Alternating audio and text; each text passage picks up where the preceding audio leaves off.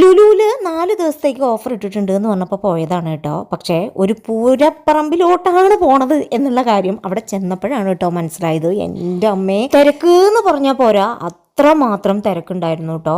അത്യാവശ്യം ഒരുവിധ സാധനങ്ങൾക്കൊക്കെ ഓഫറും ഉണ്ടായിരുന്നു. പ്രത്യേകിച്ച് നമ്മുടെ ഗ്രില്ലഡ് ചിക്കൻ ഉണ്ടല്ലോ, അത് 500 മറ്റോ ആണ്. പക്ഷെ അതിൻ്റെ പാതി വിലയ്ക്കാണ് കൊടുക്കണത് കേട്ടോ. മറ്റേതിനേക്കാളും തിരക്ക് ആ ഭാഗത്തായിരുന്നു.